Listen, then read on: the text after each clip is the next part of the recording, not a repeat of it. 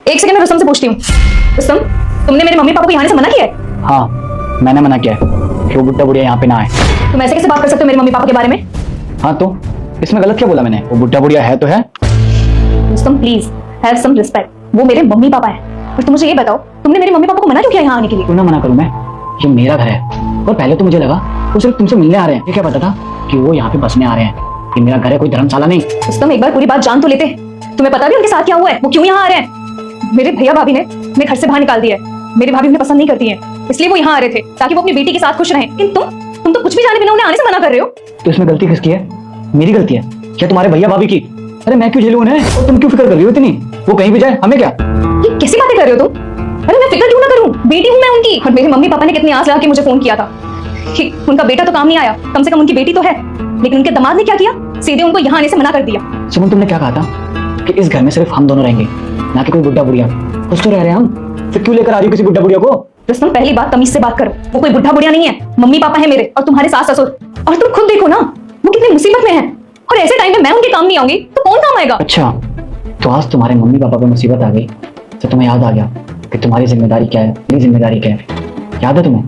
तुमने क्या कहा था कि मेरे मम्मी पापा का ख्याल कौन रखेगा, उनकी देखभाल कौन करेगा? उन्हें किसी धर्मशाला में भेज दो या गाँव भेज दो। भूल गई तुमने कहा था ना ये सब, ये तुम्हारे वर्ड से। देखो रुस्तम, वो बात अलग है। वो मेरे मम्मी पापा नहीं है, वो तुम्हारे मम्मी पापा हैं। इससे पहले मैं हनुमान हूँ, मुझे इग्नोर मत करना। तुम इस वीडियो को लाइक करके चैनल को सब्सक्राइब करो, तुम्हारा हर काम सफल होगा। और जाते जाते कमेंट में मेरे प्रभु श्री राम का नाम लिख देना। और मैं नहीं हूं उनके साथ कंफर्टेबल, इसलिए मैंने बोल दिया उन्हें जाने के लिए। रुस्तम ये बात समझो ना, वो मेरे मम्मी पापा हैं। उन्होंने मुझे बचपन से पाला है, पोसा है, इतना बड़ा किया है, और मेरा फर्ज बनता है कि ऐसे वक्त में मैं उनका साथ दूं।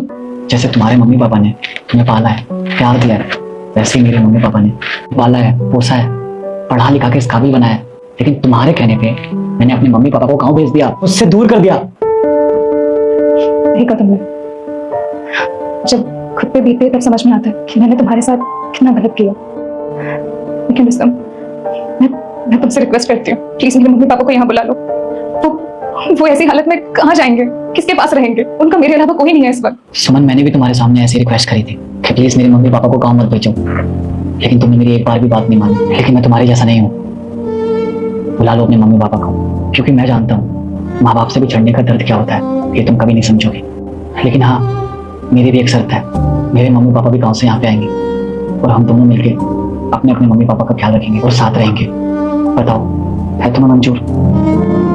सुमन, एक बात बोलूंगा, जब खुद पे बीतती है ना तब पता चलता है कि तुमने सामने वाले को कितनी तकलीफ दी है। और जाओ बुला लो अपने मम्मी पापा को। ठीक है।